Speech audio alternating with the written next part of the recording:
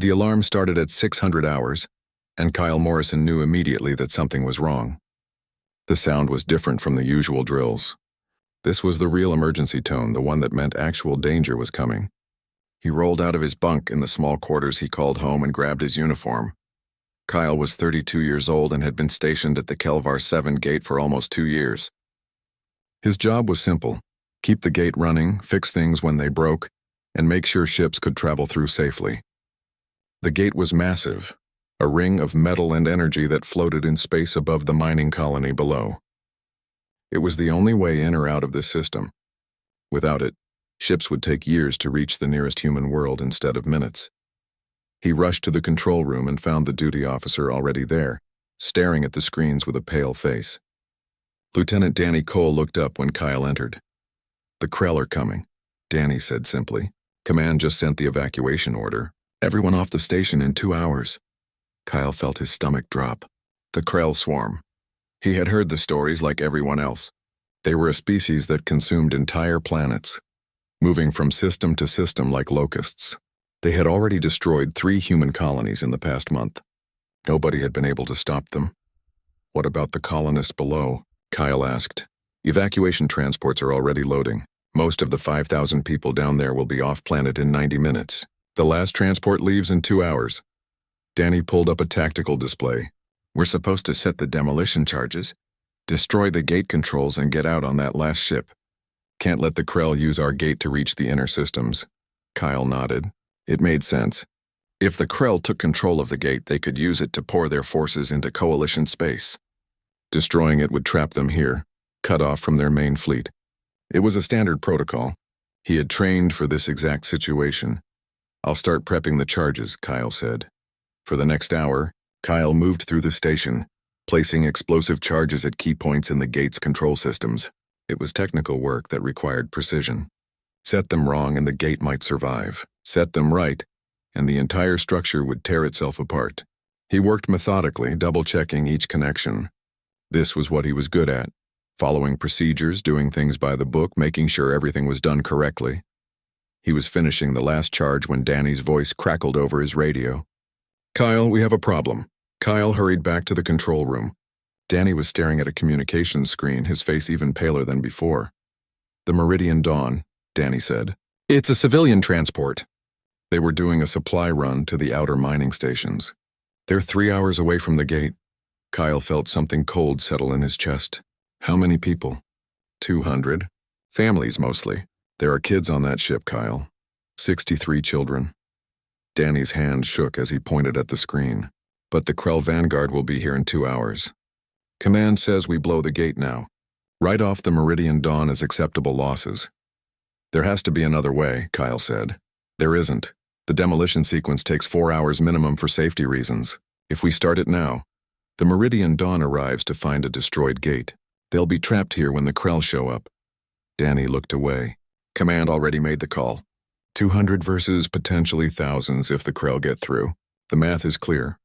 Kyle stared at the tactical display. 200 people, families, kids. He thought about the demolition charges he had just set. He thought about the protocols he had memorized. And he thought about what would happen to those 200 people if they arrived to find the gate gone. What if someone stayed? Kyle heard himself say. "Keep the gate operational until the Meridian Dawn comes through, then blow it." Danny turned to look at him. "The Krell will be here first. Whoever stays would have to hold them off for at least an hour. Against an entire Vanguard fleet, it would be suicide. But possible," Kyle said quietly. Before Danny could respond, Captain Linda Hayes' voice came through on the command channel. She was aboard the evacuation cruiser that was supposed to take the last personnel off the station. "Gate station, this is Captain Hayes. What's your status?" Danny grabbed the microphone. "Demolition charges are set, Captain. We're ready to evacuate." "Good. Start the countdown sequence immediately." "That's a direct order." Kyle took the microphone from Danny's hand. "Captain Hayes, what about the Meridian Dawn?" There was a long pause. When Hayes spoke again, her voice was harder. "Command has made the decision, Morrison. The Meridian Dawn is on its own. Start the sequence. I'm requesting permission to stay behind, Captain. Keep the gate operational until the transport arrives, then destroy it." "Denied. The Krell will tear you apart and they'll still get control of the gate." Get on the evacuation ship. That's an order. Kyle looked at Danny, then at the screen showing the Meridian Dawn's position. 3 hours out. 200 people. He thought about the children aboard that ship. He thought about his own niece back on Earth, about what he would want someone to do if she was on that transport. With respect, Captain, I'm staying. Morrison, do not make me court-martial a dead man. Get on that ship. I'm sorry, Captain. The gate stays operational for 3 more hours. Kyle cut the communication channel before Hayes could respond. He turned to Danny. You need to go. Get on the evacuation ship. Danny stared at him. Kyle, this is crazy. You can't hold off an entire Krell fleet by yourself. I don't have to beat them. I just have to delay them for a few hours. Kyle managed a small smile. I'm good at following procedures, Danny. And the procedure says the gate stays open until all personnel are clear. The Meridian Dawn counts as personnel. This isn't procedure. This is suicide. Maybe, but 200 people will live. That's good enough for me. Kyle moved to the control panel and started adjusting the demolition sequence. Now go, tell Captain Hayes I acted alone. Tell her you tried to stop me. Danny stood there for a moment looking like he wanted to argue. Then he straightened and saluted. Kyle returned the salute. Danny turned and left without another word. Kyle listened to the sound of Danny's footsteps fading down the corridor. Then he was alone. The control room suddenly felt very large and very empty. He looked at the tactical display. The Krell Vanguard was 90 minutes out. The Meridian Dawn was 3 hours out. He had work to do. First, he reconfigured the demolition sequence. Instead of destroying everything immediately, it would wait. The gate would stay operational for exactly 3 hours and 10 minutes. That would give the Meridian Dawn enough time to come through with a safety margin. 30 seconds after the transport cleared the gate, the charges would blow. Next, he activated every defensive system the station had. The gate wasn't a military installation, but it had some weapons for clearing space debris and dealing with pirates. Automated turrets came online. The defensive grid powered up. It wasn't much compared to a warship, but it was something. He checked his personal weapons, a standard-issue plasma pistol with 2 spare power cells, a combat knife. He grabbed a plasma cutter from the maintenance locker. It was meant for cutting through metal, but it would work on Krell warriors if they got close. Kyle sat down at the communication console and started recording a message to the Meridian Dawn. His hands were steady, which surprised him. He had expected to be shaking. Meridian Dawn, this is Lieutenant Kyle Morrison at Kelvar 7 Gate Control. I'm transmitting on emergency frequency. The gate will remain operational for your arrival. Do not deviate from your course. Do not slow down. Come through the gate as fast as your engines can push you. The gate will be clear, I promise. He paused, thinking about what else to say.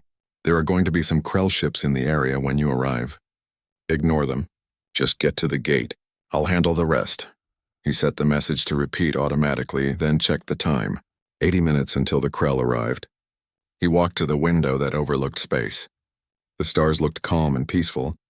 In the distance, he could see the evacuation ships disappearing through the gate, jumping to safety. The last ship, the one carrying Danny and the final station personnel, was approaching the gate now. Kyle watched it go through. The gate flared with energy, opening a tunnel through space and time. The ship vanished, safe now beyond the Krell's reach. The gate powered down to standby mode. Now he was truly alone. One human, standing between 200 civilians and an alien armada that had destroyed entire worlds. Kyle Morrison, who had never wanted to be a hero, who just liked fixing things and following procedures. He laughed quietly at the absurdity of it. Then he got to work. He pulled up the schematics of the station and started planning his defense. The Krell would try to board the station to capture the gate controls. He needed to slow them down, make every corridor a battle, every room a fortress. He started sealing bulkheads and setting up choke points. 70 minutes to contact. Kyle Morrison checked his weapons one more time, looked at the countdown timer he had set, and settled in to wait. 200 people were counting on him, even though they didn't know it yet. He wouldn't let them down. He couldn't. The stars outside the window remained peaceful and calm. But Kyle knew that peace was about to end. The Krell were coming, and he was going to make them pay for every second they tried to take his gate. The Krell arrived exactly when the sensors predicted they would. Kyle watched on the tactical display as 6 massive shapes dropped out of faster-than-light travel. They weren't ships in the normal sense. They were bioships, living vessels grown from organic material. Each one pulsed with a sickly green light, and even through the vacuum of space, Kyle imagined he could feel their hunger. He sat in the control room, hands steady on the weapons console. His heart was pounding, but his breathing was controlled. Fear was natural. Panic was not. He had trained for this, even if the training had been for a completely different scenario. The Krell ships moved closer, spreading out in a formation that would surround the gate station. Kyle could see smaller craft detaching from the bioships, fighters, dozens of them swarming like insects. They were heading straight for his position. He activated the automated defense turrets. The station shuddered as the weapons came online and began tracking targets. The first turret fired, sending a stream of plasma bolts into the approaching fighter swarm. One of the Krell fighters exploded in a flash of green fire. Then another. And another. Kyle allowed himself a small smile. The Krell had expected to find either a destroyed gate or a defended position with multiple ships. They weren't prepared for an active defense from the station itself. They were treating this like a simple mop-up operation, sending only a fraction of their forces. That mistake was going to cost them time, and time was all Kyle needed. The defense grid opened fire next. Massive energy beams, normally used to vaporize dangerous space debris, swept through the fighter formation. 6 more Krell craft disintegrated. The remaining fighters scattered, breaking their neat attack formation. Kyle's fingers danced across the manual targeting controls. He had overridden the automated systems, giving himself direct control. The station's weapons weren't designed for this kind of combat, but he had studied their specifications for 2 years. He knew every capability, every limitation. He targeted the fighters as they tried to regroup, picking them off one by one. 15 fighters destroyed, 20, 25. The Krell were learning now, adapting their approach. They stopped coming in straight lines and started using evasive maneuvers. It made them harder to hit, but it also slowed them down. Kyle checked the countdown timer. 2 hours and 40 minutes until the meridian dawn arrived. He had bought 10 minutes, not bad. Not nearly enough. The Krell bioships moved closer, and Kyle realized with a sinking feeling that they were preparing to launch boarding pods. His weapons could handle fighters, but the pods were heavily armored. The Krell weren't going to waste time destroying the station. They wanted to capture it intact and take control of the gate. He switched his focus, targeting the bioships themselves. The defense grid's main beam lanced out, striking the closest ship. The organic hull rippled and burned, but the ship kept coming. These things were tough. He fired again, pouring energy into the same spot. The bioship's hull finally cracked, leaking atmosphere and biofluid into space. It began to drift, its lights flickering. But while he had focused on that one ship, the others had launched their boarding pods. Kyle counted 12 pods, each one containing at least 5 Krell warriors. 60 soldiers heading for his station. The automated turrets opened fire, destroying 3 pods before they could reach the hull. The remaining 9 slammed into the station's outer sections. Kyle heard the sound of metal tearing as the Krell began cutting through the hull. He pulled up the internal sensor display. The breaches were concentrated in the outer maintenance sections, far from the control room. That was good. It meant he had time to prepare. He grabbed his weapons and left the control room, sealing the door behind him. The station's corridors were narrow and lined with pipes and cables. Kyle knew every inch of these passages. He had walked them thousands of times during routine maintenance. Now that knowledge was going to keep him alive. He moved quickly to the first choke point he had prepared, a junction where 3 corridors met. He had sealed 2 of the passages, forcing any Krell coming from the breach points to funnel through a single corridor. At the junction, he had stacked equipment crates to create cover. Kyle crouched behind the crates and waited. He could hear them now, a clicking, scraping sound that echoed through the metal walls. The Krell were inside. The first warrior appeared at the far end of the corridor. Kyle had never seen a Krell in person before, only in training videos. The reality was worse. It was nearly 7 feet tall with a body covered in natural armor plates. Its limbs ended in blade-like claws that could tear through metal. Multiple eyes glowed with an eerie intelligence. Kyle aimed his plasma pistol and fired. The bolt struck the Krell in its center mass, burning through the armor. The creature shrieked and collapsed. 2 more warriors appeared behind it, moving faster now. Kyle fired again and again, his shots precise despite his racing heart. 1 Krell went down. The second one kept coming. It was almost on top of him when he grabbed one of the demo charges he had prepared and threw it. The explosion filled the corridor with fire and shrapnel. When the smoke cleared, the Krell warrior was down, its armor cracked and smoking. 3 down. 57 to go. Kyle retreated to his next defensive position, a maintenance bay with a single entrance. He had rigged the doorway with a plasma cutter on a motion sensor. The Krell who came through would walk right into a cutting beam. He didn't have to wait long. The Krell were learning his tactics, moving more cautiously now. 4 warriors approached the maintenance bay entrance together. The first one triggered the trap, and the plasma cutter activated, slicing through its body. The other 3 scattered, but they adapted quickly. One of them threw something, a bioorganic explosive that destroyed the cutter. Then they rushed in together. Kyle fired his pistol, hitting one in the head. It dropped. The other 2 kept coming. He switched to the plasma cutter he carried, using it like a sword. The improvised weapon burned through one Krell's arm, and Kyle followed up with his combat knife, finding a gap in the armor at its neck. The last warrior's claw caught him across the ribs. Kyle felt his armor crack and pain exploded across his side. He fell back, rolling, and came up firing his pistol. The shots hit the Krell's head and it finally went down. Kyle pressed his hand to his side. Blood seeped through his fingers, but the wound wasn't deep. The armor had saved his life. He used a medical kit from the wall locker to seal the cut with biofoam, gritting his teeth against the pain. 7 Krell dead. He checked the timer. 2 hours and 15 minutes until the meridian dawn arrived. He had bought another 25 minutes. The math was simple. He needed to make each minute cost the Krell as much as possible. Kyle moved through the station, fighting a running battle. He used every trick he knew. He sealed sections and forced the Krell to cut through bulkheads, wasting their time. He rigged traps using maintenance equipment. He vented atmosphere in corridors, sending Krell warriors tumbling into space. He fought when he had to, always on his terms, always from prepared positions. The Krell adapted to each tactic, but adaptation took time. And time was what Kyle was selling with his life. Aboard the Coalition evacuation cruiser, Captain Linda Hayes watched the telemetry from the gate station in disbelief. She had expected Kyle Morrison to die in the first 5 minutes. Instead, he had been fighting for over an hour. The tactical display showed Krell casualties mounting. 47 warriors dead, 12 fighters destroyed, 2 bioships damaged. 1 human was holding off an entire Krell Vanguard fleet. Hayes made a decision. She activated the open broadcast channel, sending the telemetry feed to every Coalition ship in range. Let them see this. Let them witness what one determined human could do. The message spread across Coalition space within minutes. On a dozen worlds, military personnel stopped what they were doing to watch the tactical display. They saw the single human biosign, surrounded by hundreds of Krell markers. They saw him moving through the station, fighting, surviving, buying time for people he would never meet.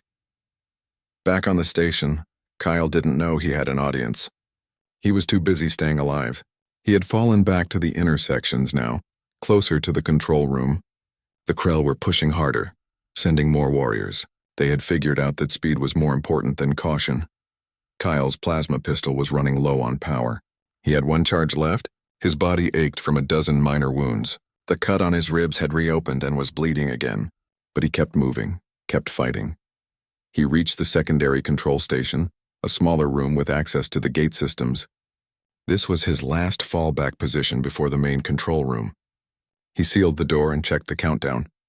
1 hour and 30 minutes until the meridian dawn arrived. He had bought 90 minutes. 90 minutes paid for with blood and pain and the lives of Krell, warriors who would never conquer another world. The door began to glow as the Krell, on the other side, started cutting through it with their plasma weapons. Kyle reloaded his pistol with his last power cell. He pulled up the sensor display one final time, checking the meridian dawn's position. The transport was moving fast, pushing its engines to maximum. Captain Peter Grant must have received his message. Good. That meant the 200 people aboard had a chance. A real chance. The main control room had become Kyle's prison. The Krell had thrown him into a corner and posted guards at the door. His broken leg throbbed with each heartbeat and the wounds on his side and ribs burned. But he was alive and, more importantly, he was conscious. Kyle forced himself to focus through the pain. The countdown timer on the wall showed 1 hour and 12 minutes until the meridian dawn arrived. The Krell were working at the control panels, trying to understand the gate's systems. They weren't trying to shut it down. That was interesting. They wanted to keep it operational for their own fleet. Good. That meant they wouldn't accidentally trigger the demolition charges. The Krell commander stood in the center of the room, its attention fixed on Kyle. Through his pain-hazed vision, Kyle noticed something strange. The creature wasn't moving like the other warriors. It stood perfectly still, almost like it was sleeping while standing. But its eyes remained open, watching him. Then Kyle felt it. A pressure in his mind, like something trying to push its way inside his thoughts. He had read about this in the briefings. The Krell were telepathic, connected through a hive mind. Individual Krell weren't truly individuals at all. They were more like fingers on a hand, controlled by the war mind that guided their entire species. The pressure increased, becoming painful. Kyle tried to resist, but his defenses were weak. He was exhausted, wounded, barely holding on to consciousness. The Krell war mind pushed deeper, and suddenly Kyle felt his memories being pulled to the surface. His childhood on Earth, his sister Nicole, his training, his 2 years on this station. The war mind sifted through his thoughts like someone searching through files. It was looking for something. Understanding, maybe. Why had this human stayed? Why had he fought? The Krell couldn't comprehend it. Their species operated on pure logic, on survival calculations and resource management. Individual sacrifice for others outside the hive made no sense to them. Kyle felt the war mind touch the memory of his decision to stay. It examined the moment from every angle, trying to understand. 200 lives versus 1. The math was simple enough, but the war mind couldn't grasp why Kyle had chosen to be the one. In Krell society, the hive would have chosen the most expendable drone. But Kyle had volunteered. He had chosen to die. The telepathic pressure suddenly intensified, becoming agonizing. Kyle gasped, his body going rigid. The war mind wasn't just reading his memories anymore. It was broadcasting them. Through the hive network, thousands of Krell drones across the Vanguard fleet were experiencing Kyle's thoughts. They felt his fear when the alarm had sounded. They felt his horror at the idea of abandoning the Meridian Dawn. They felt his determination to hold the gate. And most disturbing of all, they felt his acceptance of death. Kyle had known he would die when he made his choice. He had calculated his chances and found them effectively 0. But he had stayed anyway because 200 strangers needed him too. The Krell drones receiving. These memories began to experience something their species had never felt before: confusion, uncertainty, questions. Why would prey choose to die? Why would the weak protect the weak? What was this emotion called duty that drove the humans' actions? Kyle didn't understand what was happening. He only knew that the pain in his head was unbearable. He tried to pull away from the mental connection, but the war mind held him locked in place. His vision began to blur. He was fading, dying perhaps. His body couldn't take much more. Then he saw the sensors. Through the control room's windows and on the still-functioning displays, Kyle saw a new contact appear. The Meridian Dawn had dropped out of faster-than-light travel. The transport was here, 1 hour early. Captain Grant must have pushed the engines beyond safe limits. Kyle felt a surge of desperate energy. The ship was here, but it was still 15 minutes from the gate. 15 minutes while Krell fighters would swarm it. 15 minutes while the Krell in this control room could seal the gate or trigger its destruction. He had to do something, anything, by those last few minutes. Kyle's hand had been resting near a small piece of debris from the earlier fighting, a shard of metal, sharp and jagged. His fingers closed around it. The Krell guards weren't watching him closely. They thought he was defeated, helpless. They were wrong. With the last of his strength, Kyle lurched to his feet on his one good leg. The sudden movement made the telepathic connection break, freeing his mind. The Krell commander turned toward him, surprised. Kyle didn't attack the commander. Instead, he threw himself toward the main control panel. He covered 3 feet before a Krell warrior's claw caught him, tearing into his shoulder. Kyle screamed but kept moving. His hand slapped against the emergency controls. He entered a command he had memorized years ago during training. Emergency Defense Protocol. Full activation. Every remaining defense system on the station came online at once. Turrets that had been dormant or damaged suddenly activated. The defensive grid, which the Krell had been trying to shut down, fired at maximum power. Outside, Krell fighters that had been moving to intercept the Meridian Dawn suddenly found themselves under attack from the station itself. Kyle fell to the floor, his body finally giving out. The Krell commander loomed over him, its blades raised. But it didn't strike. Instead, it looked at the sensor displays, watching its fighters die, watching the defense grid tear through its forces. The Warmind calculated rapidly. This human had just created chaos, buying more time for the incoming transport. The commander made a decision. It stepped over Kyle and began issuing commands to its warriors. Half of them rushed out of the control room, heading for the station's weapon systems to shut them down manually. The other half stayed to guard the commander and continue working on the gate controls. Kyle lay on the floor, barely conscious. Through the window, he could see the Meridian Dawn approaching. The transport was moving fast, dodging Krell fire. Some of the enemy fighters had been destroyed by his last act, but plenty remained. He watched plasma bolts strike the transport's shields. The ship shuddered but kept coming. 10 minutes to the gate. He just needed to stay alive for 10 more minutes. Just needed to keep the Krell from sealing the gate or destroying it early. 10 minutes. The Krell commander turned back to Kyle. It moved closer and Kyle felt the telepathic pressure return, gentler this time but still invasive. The Warmind was trying something different. Instead of just reading his memories, it was trying to communicate. Images filled Kyle's mind. Not memories, but concepts. The Krell showed him their view of the universe.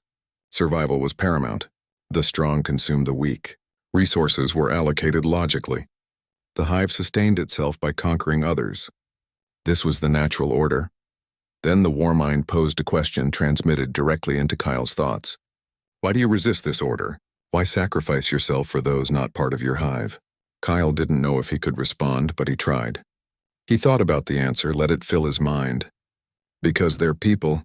Because those children deserve to live. Because someone has to stand between the innocent and the monsters. The Warmind processed this. Kyle felt its confusion deepen. The Krell couldn't separate actions from survival logic. To them, what Kyle was doing was irrational, illogical, dangerous. But the Warmind was starting to understand something crucial. This irrationality made humans unpredictable, dangerous, costly to fight. If one human could cost them this much time and resources, what would 10 humans cost? 100? 1,000? The Warmind ran calculations. Every Krell advance into human space would face this irrational resistance. Humans would fight for positions that had no strategic value, simply because other humans were there. They would sacrifice themselves for strangers.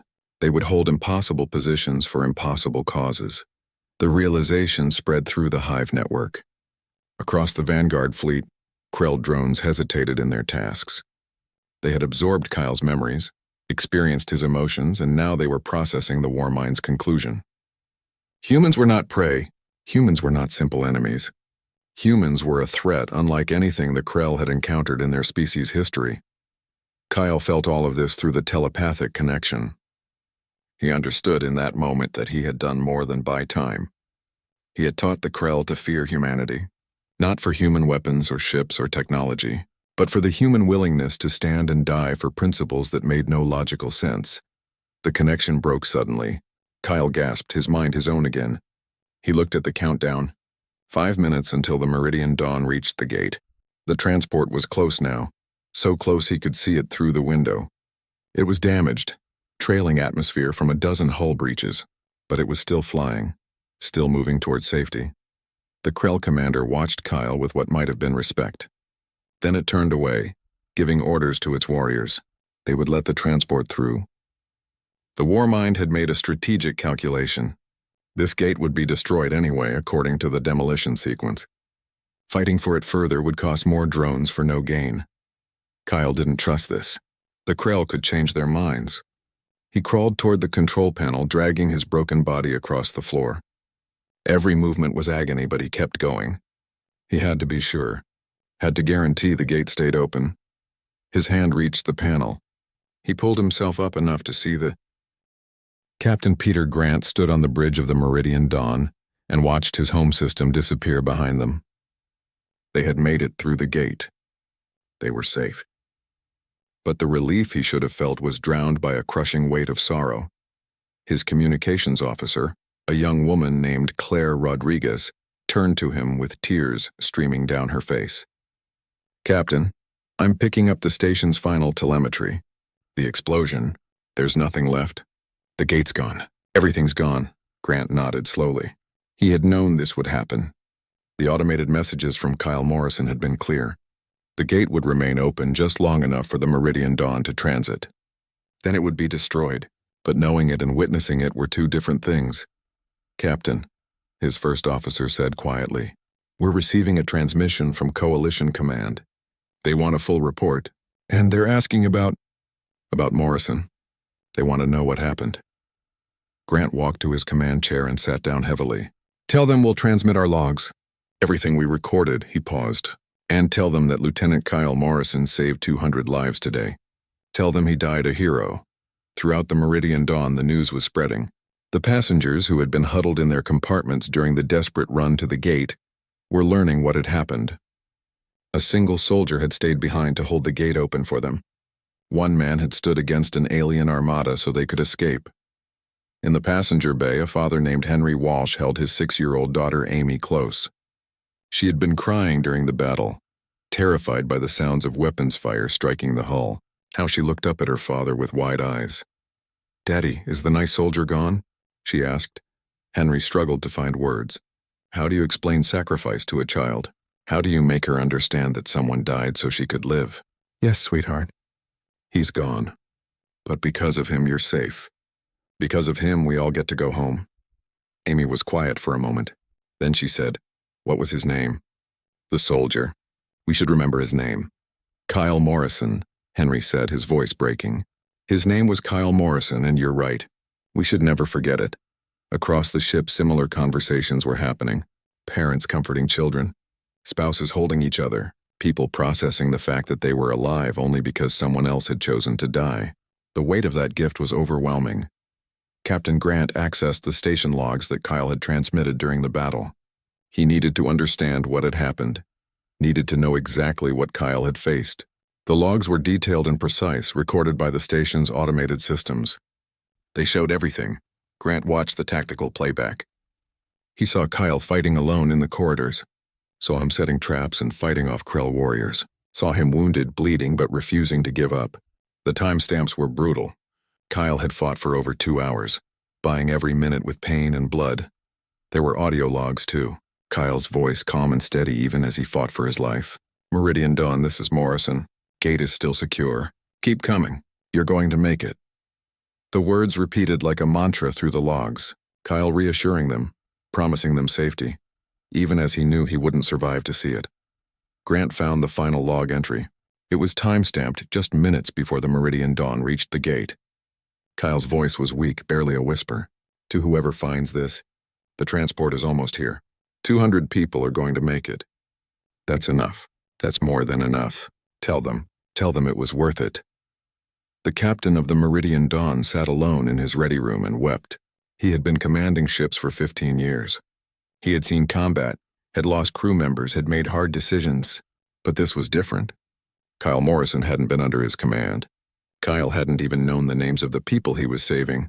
He had just done what needed to be done.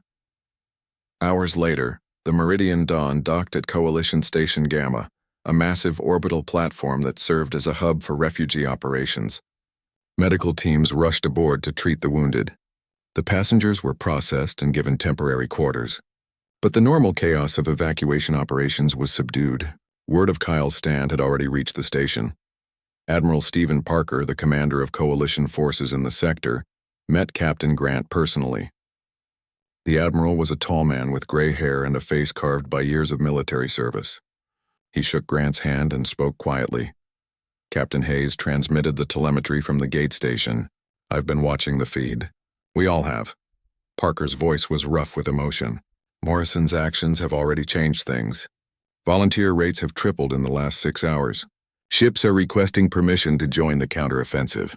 Your people aboard the Meridian Dawn aren't the only ones Morrison saved today." Grant didn't understand. "Sir?" Parker gestured to a view screen. Captain Hayes broadcast Morrison's last stand across Coalition space. Every military channel, every civilian network. The entire galaxy watched one human hold the line against the Krell. Do you know what that means? Grant shook his head, still trying to process. It means hope, Captain. For weeks we've been retreating. The Krell have been unstoppable. Entire colonies have fallen. People were starting to believe we couldn't win. Parker's eyes were bright. Morrison proved them wrong. He showed everyone that humans don't break. We don't give up. One man held off an armada. Imagine what we can do together. Over the next few days, the story spread even further. News networks across dozens of worlds carried the account. The tactical logs were analyzed by military historians who called it one of the most remarkable defensive actions in recorded history. Kyle's personal messages were played and replayed, his calm voice in the face of death inspiring millions. But the impact wasn't just among humans. Other species in the coalition watched the recordings and felt their own resolve strengthen. The Zentari, a warrior race that respected strength above all, declared Kyle Morrison an honorary war chief. The peaceful Irani, who had been considering surrender, reversed their position and committed their medical ships to the war effort. The Krell felt the impact too, though in a different way. Within their hive network, Kyle's memories still circulated, passed from drone to drone. The Warmind tried to suppress them, but it was too late. Thousands of Krell warriors had experienced Kyle's thoughts, felt his emotions, understood his choice. And it changed them. Small groups of Krell began exhibiting unusual behavior. They hesitated before attacking human positions. They questioned orders in ways that confused their commanders. Some even broke from the hive entirely, becoming rogues. The Warmind analyzed this development and reached a troubling conclusion. Kyle Morrison had become a virus in the Krell consciousness. His sacrifice had infected them with doubt. 6 months after the Battle of Kelvar 7, Coalition Central Command prepared for a memorial service unlike any other. Representatives from 40 different worlds had requested to attend. The ceremony would be broadcast across the entire coalition, reaching billions of people. All of this to honor one soldier who had held a gate for 2 hours and 27 minutes. The memorial was being held at Coalition headquarters on Earth, in the Hall of Heroes, where the names of those who had given their lives in service were inscribed on walls of polished stone. A new section had been prepared, and Kyle Morrison's name would be the first added to it. The section was labeled simply, The Last Stand. Nicole Morrison stood in her apartment staring at the formal dress uniform she was supposed to wear. She had never wanted to be in the spotlight. Kyle had been the brave one, the one who did important things. She was just a teacher who lived quietly on Earth, but the Coalition had asked her to speak at the ceremony and she couldn't refuse. Kyle's story needed to be told, and she was the only one who could tell it properly. She picked up the data chip containing Kyle's logs. She had watched them hundreds of times over the past months. Each viewing hurt, but it also made her proud. Her brother had been terrified, but he had stayed anyway. That was true courage. The ceremony began at noon. The Hall of Heroes was filled to capacity. Nicole saw the 200 survivors from the Meridian Dawn, all of them wearing blue ribbons to identify themselves. She saw military officers from a dozen species all standing at attention. She saw Admiral Parker, Captain Hayes, Captain Grant, and hundreds of others whose lives had been touched by Kyle's sacrifice. Admiral Parker spoke first. He stood at the podium, his voice carrying through the hall. 6 months ago, Lieutenant Kyle Morrison made a choice. He was ordered to destroy a gate and evacuate. He was told that the civilian transport Meridian Dawn was an acceptable loss. 200 lives versus the strategic value of denying the enemy access to our territory. The math was simple. Parker paused, letting the words sink in, but Kyle Morrison didn't agree with that math. He saw 200 people who deserved to live. He saw families, children, people who had done nothing wrong except be in the wrong place at the wrong time. And he decided that their lives were worth more than his own. The Admiral looked out at the audience. In the months since Kelvar 7, we've seen a change in this war. The Krell have begun avoiding human defensive positions. They've stopped their advance into Coalition space. They've even abandoned systems they had already conquered. Do you know why? He pointed to Kyle's name being projected on the wall. Because of him. Because Kyle Morrison taught the Krell something they couldn't understand. He taught them that humans will stand and fight for reasons that go beyond logic or strategy. We'll die for strangers. We'll hold impossible positions for impossible causes, and that makes us too expensive to conquer. Admiral Parker stepped back from the podium. The Coalition Star, our highest military honor. is awarded for extraordinary valor in the face of overwhelming enemy force. Today, I present this medal to the family of Lieutenant Kyle Morrison. His valor didn't just save 200 lives. It changed the course of an entire war. Nicole walked to the stage on shaking legs. The medal was heavy in her hands, a golden star on a blue ribbon. She looked at it and thought about how Kyle would have laughed at all this ceremony. He had just been doing his job, he would have said. Just following the procedure that said you don't abandon people who need you. She stepped up to the microphone. 2 billion people were watching across the coalition. Nicole took a breath and began to speak. My brother Kyle was not a hero, not in the way you think. She saw surprise on some faces. He didn't want glory or fame. He liked fixing things. He liked solving problems. He liked following procedures and making sure everything worked the way it was supposed to. Nicole's voice grew stronger. When he was 8 years old, Kyle found a bird with a broken wing in our backyard. He spent 3 weeks nursing it back to health. He built a special box for it, fed it every few hours, researched how to help it heal. When the bird finally flew away, Kyle cried. Not because he was sad, but because he was so happy that something broken was whole again. She looked at the 200 survivors sitting together. That's who Kyle was. He saw something broken, something that needed fixing, and he fixed it. At Kelvar 7, the problem was simple. 200 people needed to get through that gate. The gate needed to stay open. Kyle had the skills to keep it open, so he did. Nicole held up the data chip. I've listened to his logs. I've heard his voice during those final hours. He was afraid. He knew he was going to die, but he stayed because that was the right thing to do. And for Kyle, doing the right thing was never a choice. It was just who he was. Tears ran down her face now, but she didn't wipe them away. My brother was not a hero. He was just a good man who did what needed to be done. And maybe that's what real heroism is. Not wanting glory, not seeking fame, just seeing what's right and doing it even when it costs everything. She stepped back from the microphone. The hall was silent for a moment. Then Captain Grant stood up. Then Henry Walsh and his daughter Amy. Then all 200 survivors from the Meridian Dawn. They stood together, and one by one, everyone else in the hall stood as well. 2,000 people standing in silence to honor a man who had never wanted their attention. After the ceremony, Nicole found herself surrounded by the survivors. They wanted to thank her, to tell her stories about how Kyle's sacrifice had changed their lives. Henry Walsh introduced her to Amy, who had drawn a picture of Kyle in his uniform. The girl had never met him, but she had drawn him smiling. I drew him happy, Amy explained, because Daddy said he saved us so we could be happy. So I thought he should be happy too. Nicole took the picture with trembling hands. Thank you, she whispered. Kyle would have loved this. Far from Earth, in the darkness of deep space, a Krell observation ship monitored Coalition communications. The bioship's crew had intercepted the memorial ceremony broadcast. They watched with their collective mind, processing the images and words through their hive network. The Krell-designated Observer 7743 studied the footage carefully. It was still trying to understand Kyle Morrison, still trying to comprehend the human's choice. The War Mind had ordered this study, hoping to find a weakness in human psychology that could be exploited. Instead, Observer 7743 found something else entirely. The drone composed a report.